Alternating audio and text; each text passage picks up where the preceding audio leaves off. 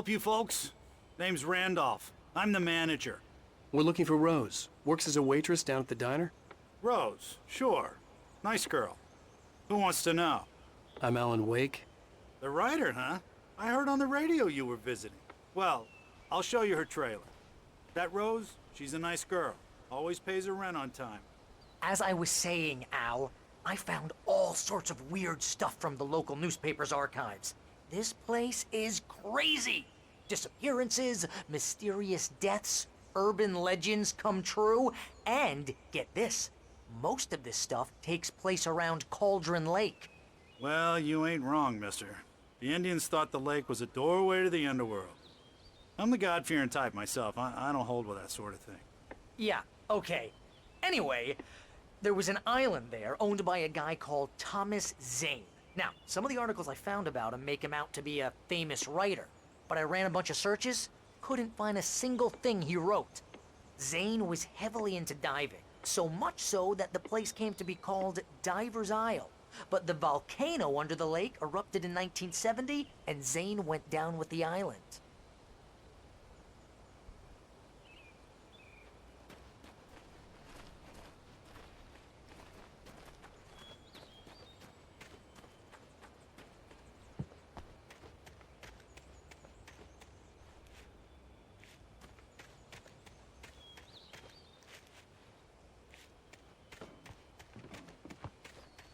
Come on, mister. I'll take you to Rose's trailer.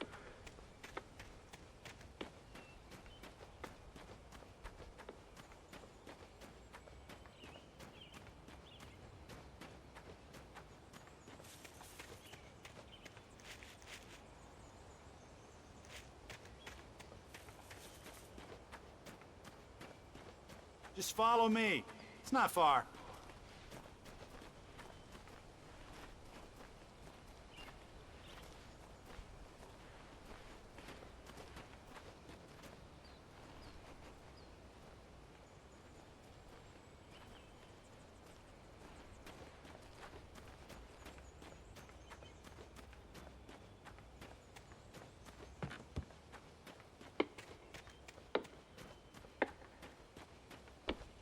Listen, I got things to do. This place don't run itself.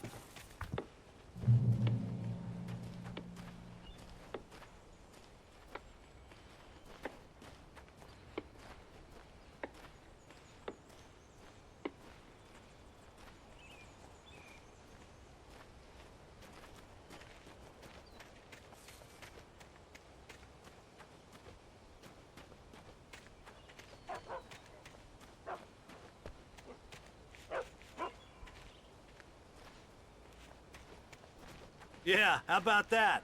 It was there in the morning, as if it had fallen from the sky.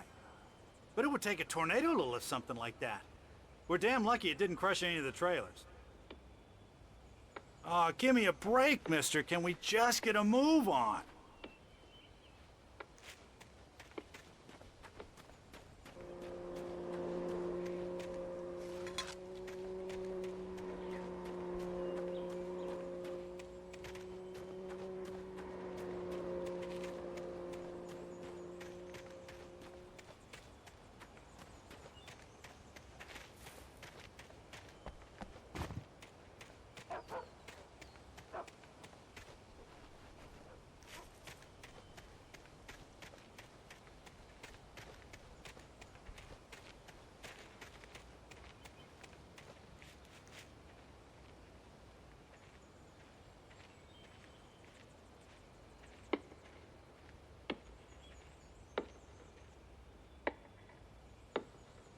It gets better. A local girl, Barbara Jagger, drowned in Cauldron Lake just a week earlier. They were lovers. Sure, Jagger's a local spook story. The Scratching Hag. Comes for you in the dark. Childish stuff like that. Anyway, Al, I'm just getting to the best part. All of the articles about this stuff were written by Cynthia Weaver. I asked around, and she's that crazy bag lady you met. What, the lamp lady? She can be a little loopy, but she's not homeless or anything. Yeah, anyway, she knew both Jagger and Zane before they both died, and she had some kind of a breakdown.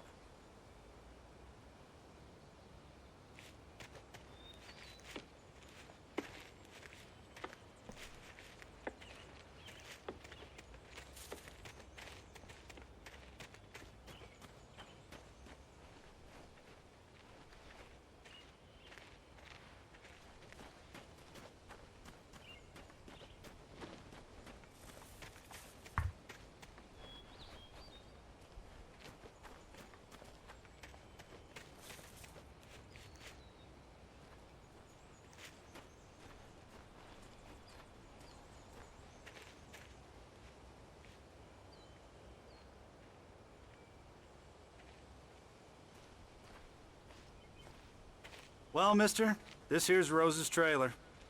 You mind me asking what you want with her? We're just here to talk to her, pal.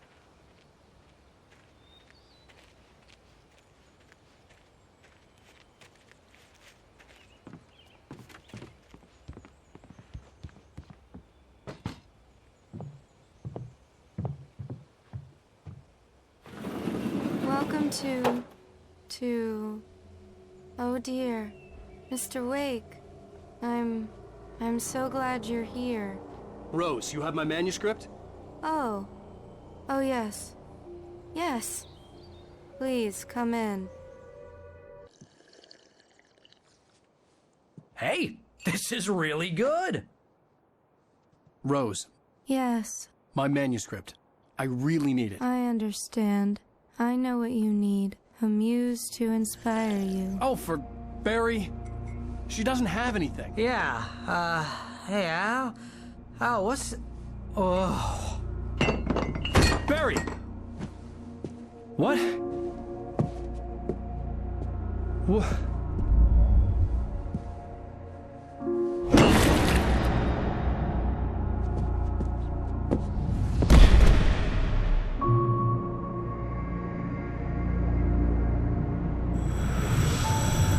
It's coming for you, hiding in my barber's skin. I'm too weak to stop it. You must turn the lights on. I promised I'd come visit you and your lovely wife. You must finish what you started. I insist. You must turn the lights on. Turn the light on. Back to work, boy.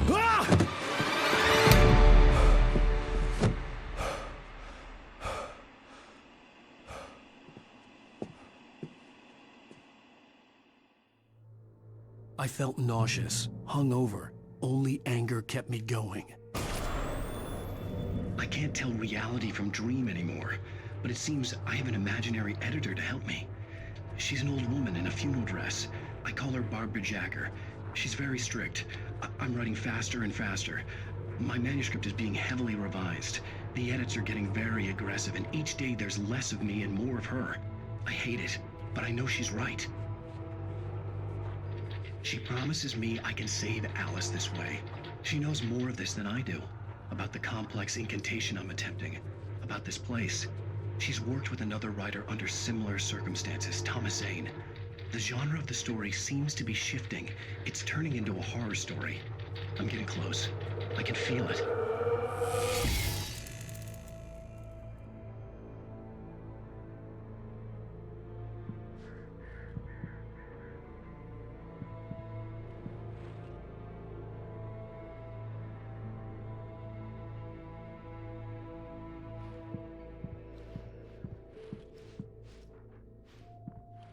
Rose took a day from me. I had less than 12 hours left to meet the kidnapper. All I could do was get Barry into the car, work something out once I got on the road.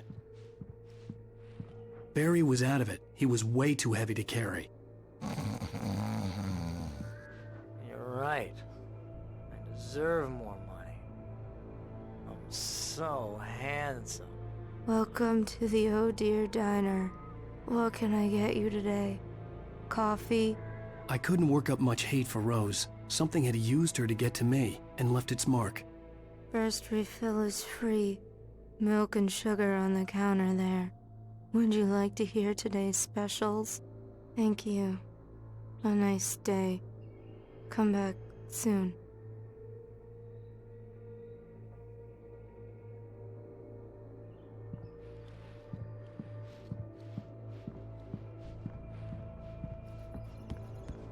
My gun and flashlight were gone. I'd have to find a way to get Barry into the car as quickly as possible. There was no time to waste. Mr. Randolph liked Rose. That little smile she had. How she was still sweet when life had tried so hard to make her bitter. It wasn't any of his business what she did in her trailer. But those strangers, the writer and his smart-ass sidekick, looked like trouble. And they'd been in there for hours, way past her normal bedtime. He reached for the phone and called the sheriff's station.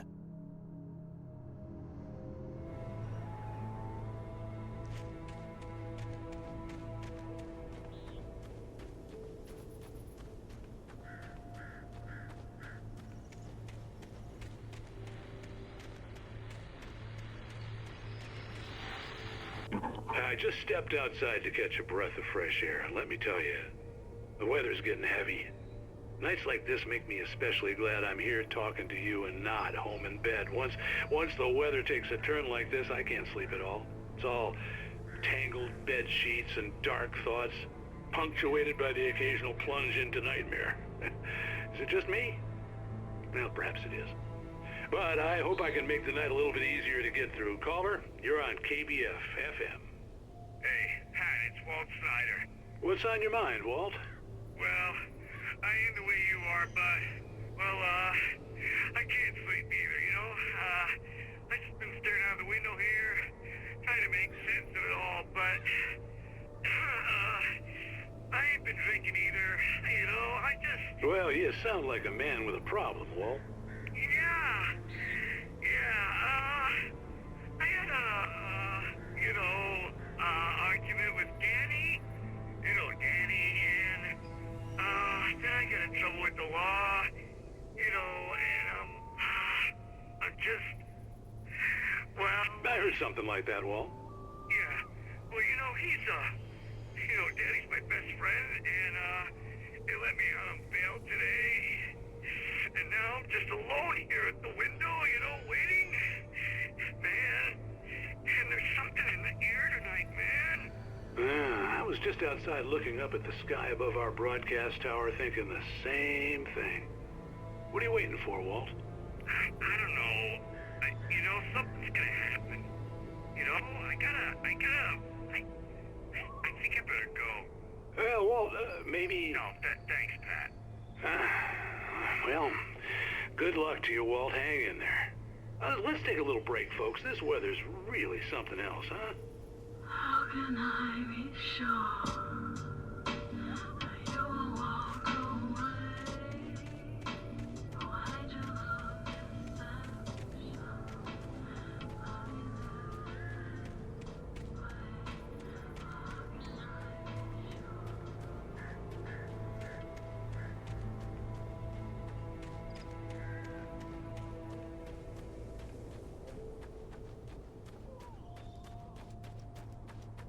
Oh, you're gonna get it now. God knows what you've done to that poor girl. This is Agent Nightingale, FBI! Get him up, Hemingway! You're under arrest! You move a muscle, I'll unload right in your goddamn face! Stay right where you are, Slane!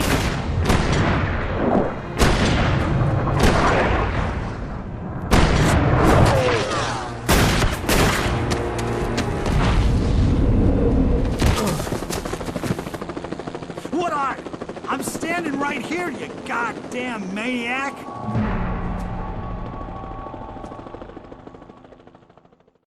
I hated to leave Barry behind, but there was no way I'd miss my appointment with the kidnapper. Give it up, Mr. Wake. Come on. Make it easy on him. Get after him. Don't let him get away. Move it. I'll have your shot if you let him get away.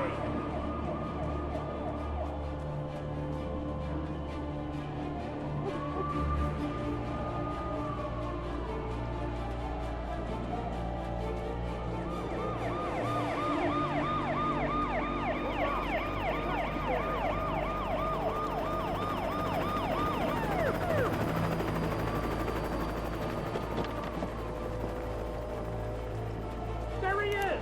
We have the suspect in sight! Okay, men, keep your eyes peeled. He's gonna try to make it Where out is here. he? Oh, damn.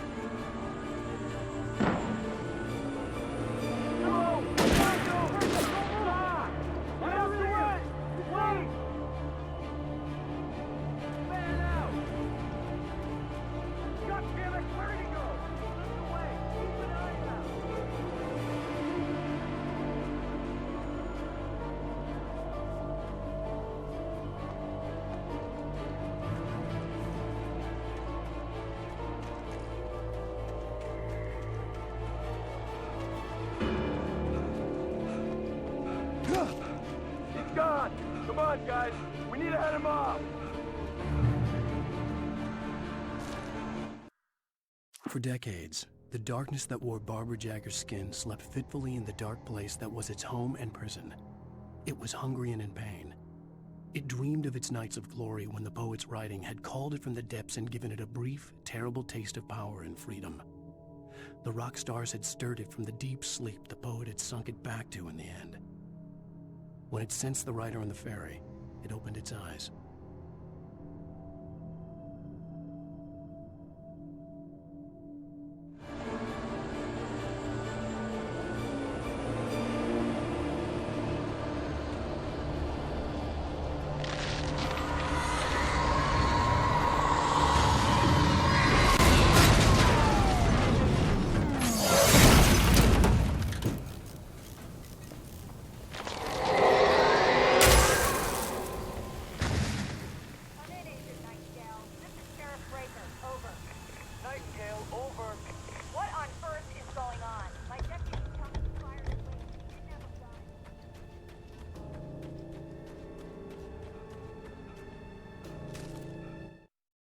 Rose didn't know how the strange old lady got in her trailer, and she looked wrong somehow. The woman showed her teeth in an approximation of a smile and traced a finger down Rose's cheek. "Pretty girl," she said. Rose felt as if she was falling asleep, but her knees didn't buckle. The crone spoke in a whisper, her words ice cold and dark in Rose's ear.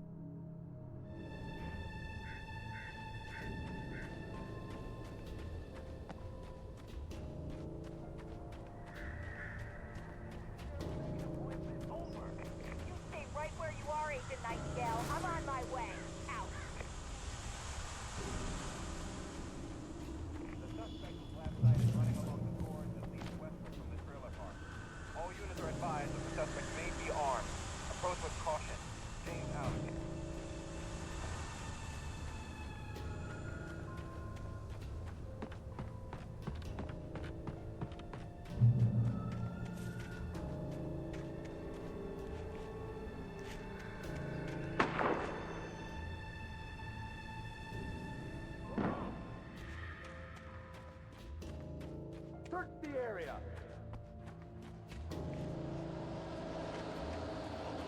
Stay sharp. This way. Over here.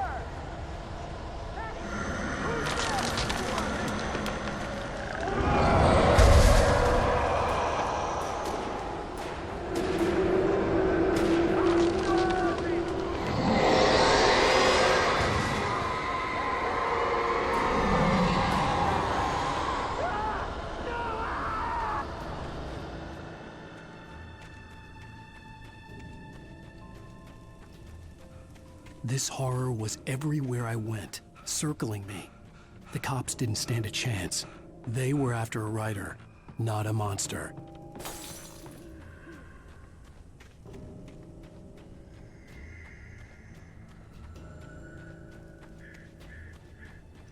Sheriff Breaker, this is Agent Nightingale. I've lost contact with most of the men you assigned to me. It's Wake's doing. Wait, are you seriously telling me that geek writer just took out my deputies? Are you kidding? This guy, he wears a tweed jacket. Over. He's the guy we're chasing. If it's not him, who then? Bigfoot? Over. I don't know yet, but I'm not in the habit of jumping to conclusions. That tends to come back and bite you in the ass. Out.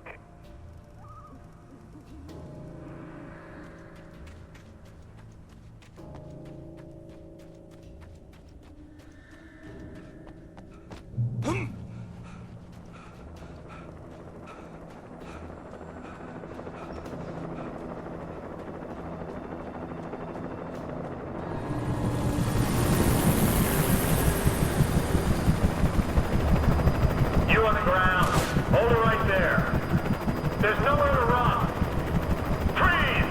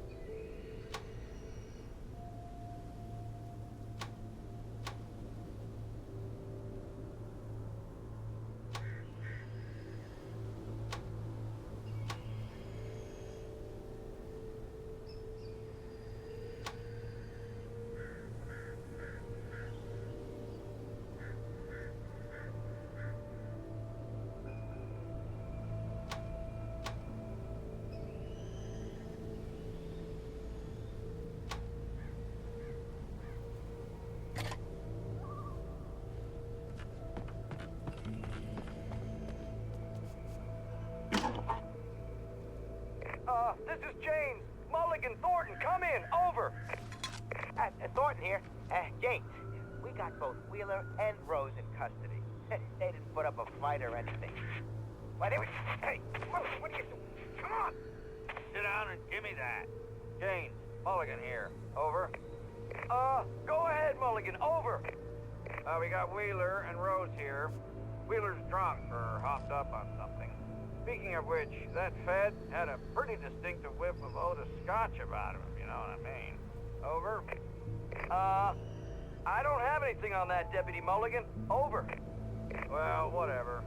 Anyway, Rose is just being plain weird here. You better get Doc in to take a look at both. Over. Gotcha. You better get them here quickly. The, Fed's gonna want to interview Wheeler. Over. Oh, yeah, I bet he does. Looks like they have a lot in common. Mulligan out.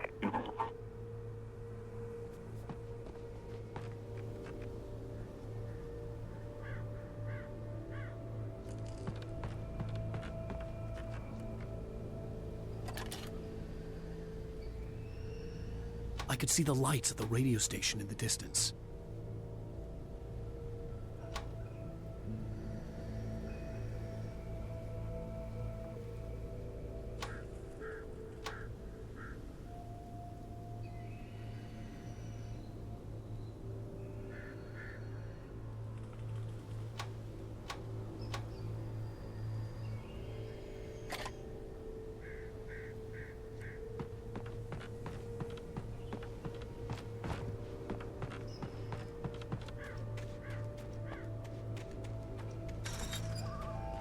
I imagined that the broadcast tower in the distance was part of the local radio station. Maine seemed like a decent guy. Perhaps he could give me directions to the coal mine.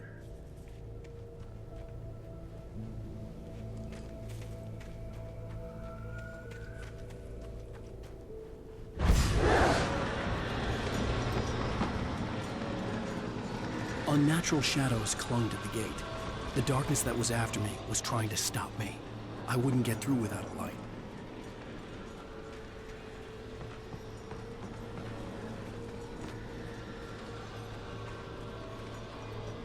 There was no power to the searchlight.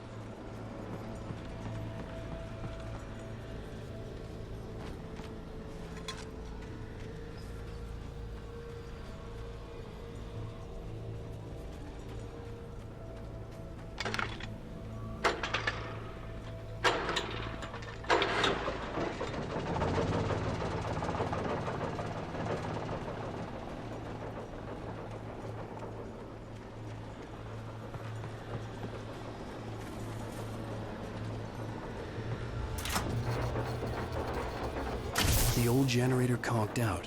I'd have to see if I could fix it and try again.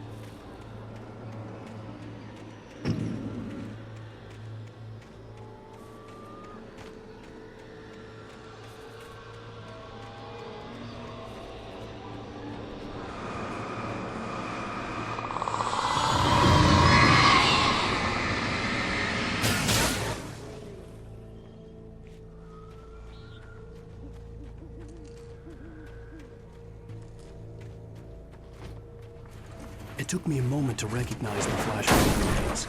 They were an ideal weapon for my situation. Team 1, come in. Over. Team 1, this is Sheriff Breaker. Report. Over. Team 2, come in. I need a report. Over. Come on, guys. Talk to me. Come in, please. Over.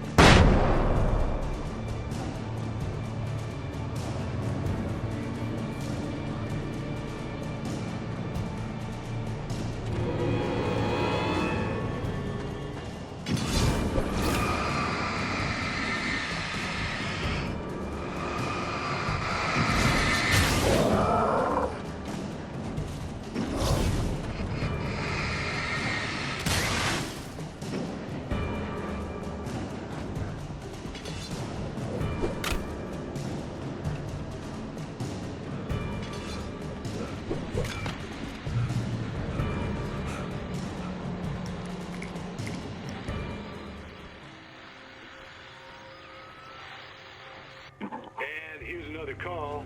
You're on KBF-FM with Pat Maine. It's Milt Peabody, Pat.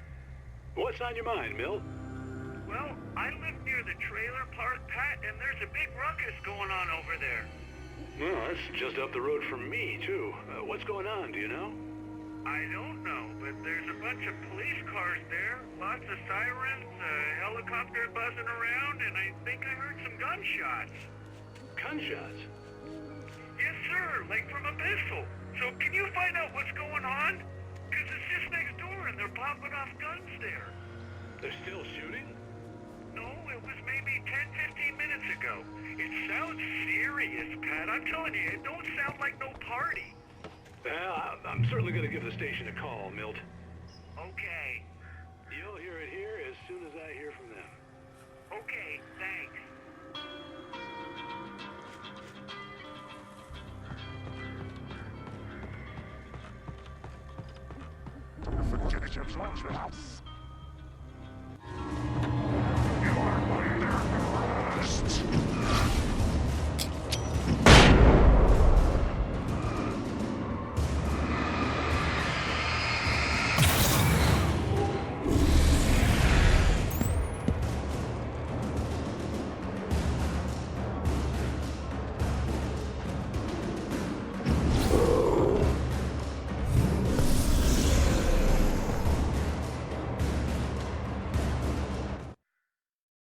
Touched by the dark presence, Rose was lost in a dreamland where everything was drawn in black and gray crayons.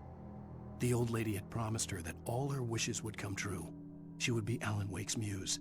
She was smiling so hard it hurt her face. She crushed a bottle full of sleeping pills into the coffee. Deep down inside, she was screaming in terror.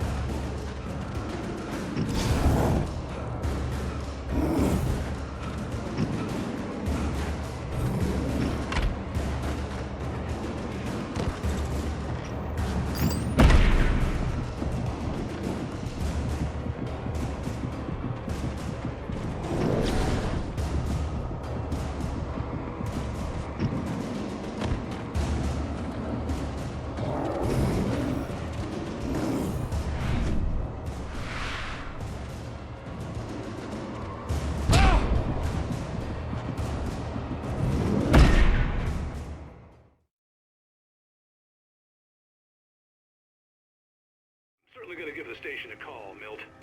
Okay. You'll hear it.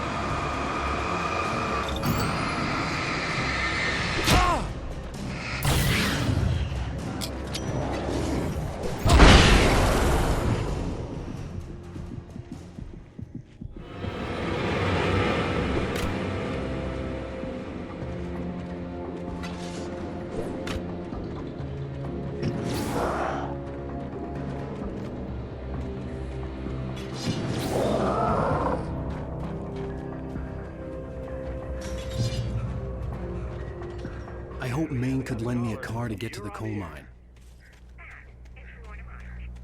Oh, why, hello, Lorna. What do you have for us? Well, I just don't see why Scott's bothered with the trailer park. What do you mean?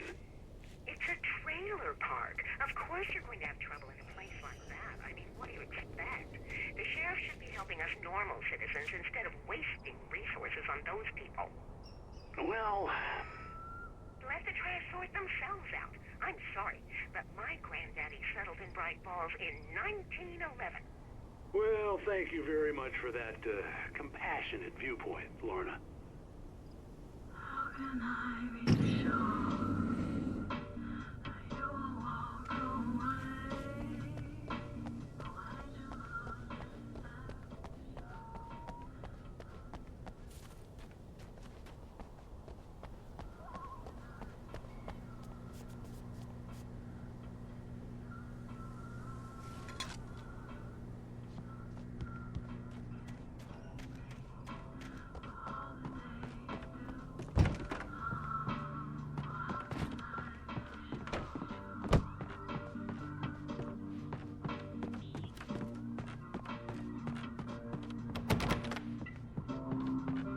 Oh, here's a little surprise. The famous writer Alan Wake just walked in, folks. I'm going to see if I can talk him into an interview. Come on in, Mr. Wake. Oh, I'm so glad you could find the time to do this, Mr. Wake. Nowhere to run now, Dan Brown. You back away from me. Don't hurt her. Whoa. Everyone calm down. Put the gun down. We're all friends here, right? Cool your jets, Nightingale. We got him. What the hell's the matter with you? There's a civilian in there.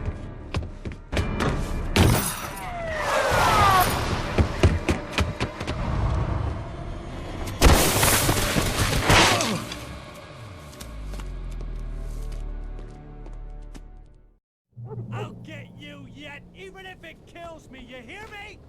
You hear me, H.P. Lovecraft? I had fallen off so many cliffs it was ridiculous. That's what you get for naming a book The Sudden Stop. It was probably good I hadn't had the chance to tell Maine where I was going. I'd have to lose the cops and find my own way to the mine. Nightingale stared through the broken studio window into the dark woods. He turned around, started to walk out, but Maine grabbed his arm. "Young man, you almost shot me. You don't shoot off rounds at people like that. What's the matter with you?" Nightingale shook his arm free, marched out. His cheeks burned with rage and humiliation.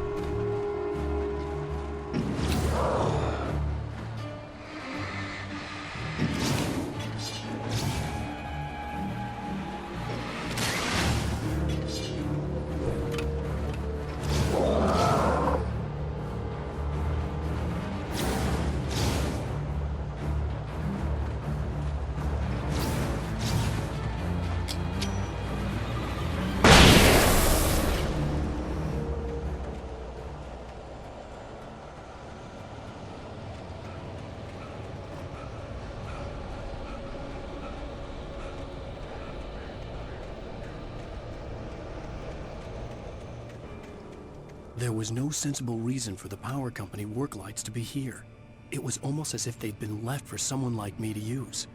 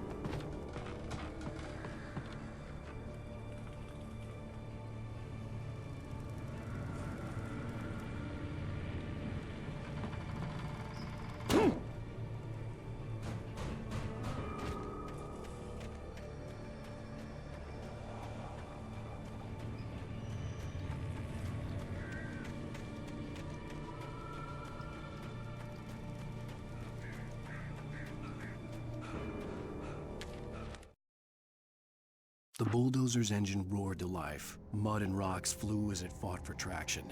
It crashed through the concrete wall and landed heavily in the yard. If it were an animal, it would have shaken its head after the impact, fixed its eyes on me, and charged. Of course, it had no head, nor eyes. Shadows crawled on its form, twisting it into a monster. Then, it came for me.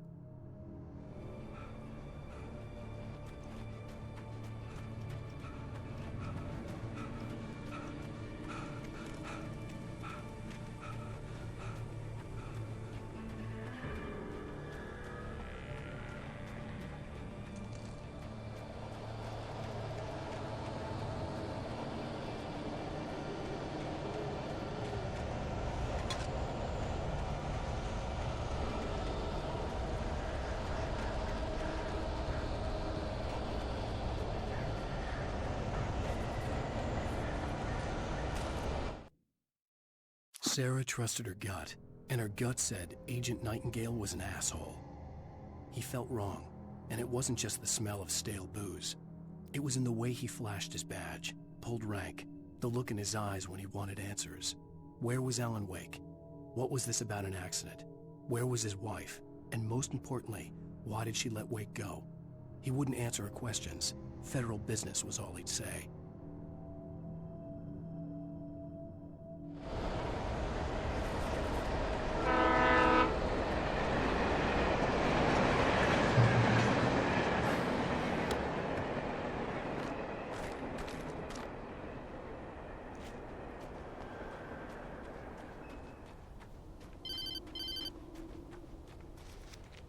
Hello?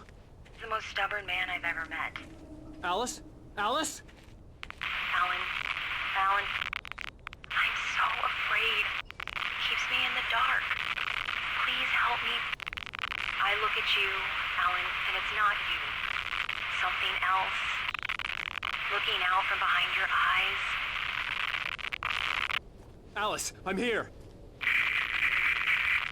I'm so alone here. It's all gonna go to hell. You need to be careful. Cooperate. The connection had been terrible, but that wasn't the only thing that hadn't been right with the call. She sounded wrong somehow, but she had called me.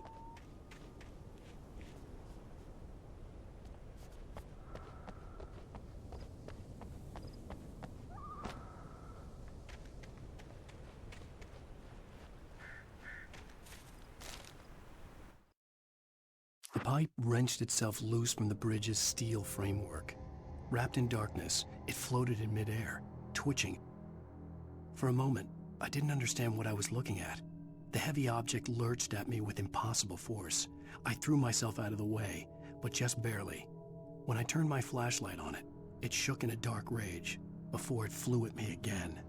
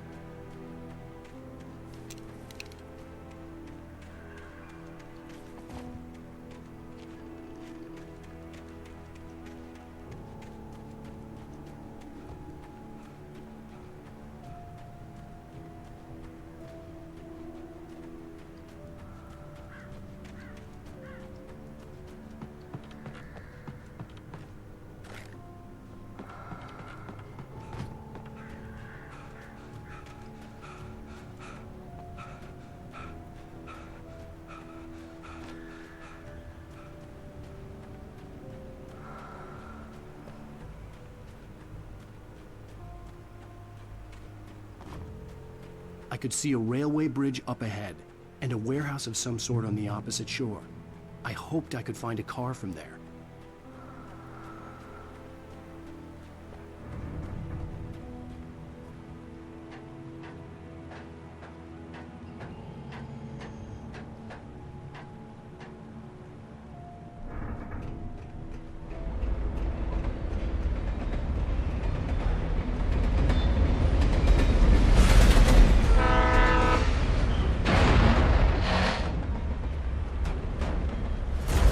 That was pursuing me was growing stronger, and it was taking over everything in its path.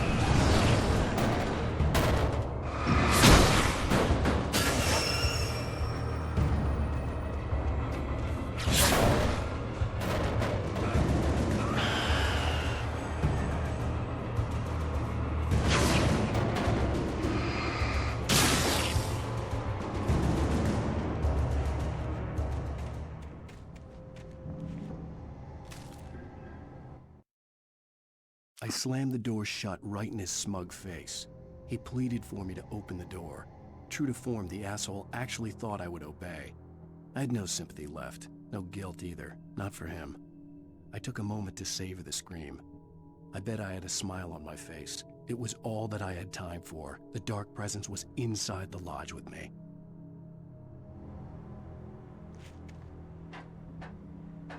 As a teenager, just starting to get interested in writing, Stephen King had been a source of inspiration to me. I thought about all the inanimate objects that had come to life in his books. No one is safe in a good horror story. Certainly not the protagonist. That's what makes them fun. This was anything but. The darkness could possess anything, and it was getting closer.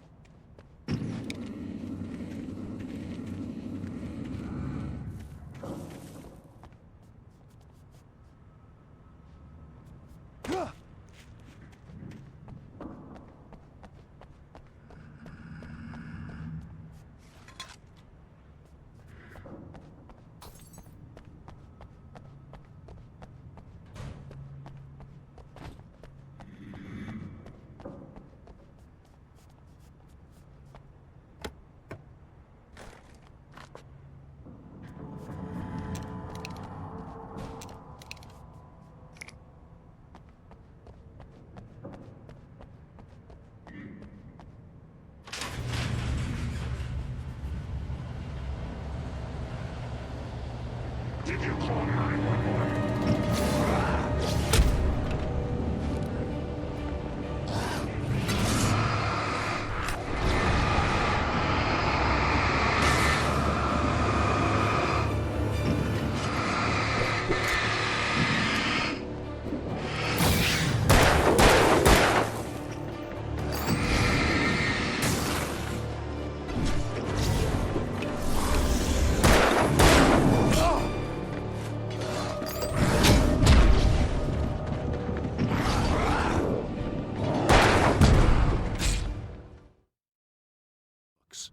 No one is safe in a good horror story.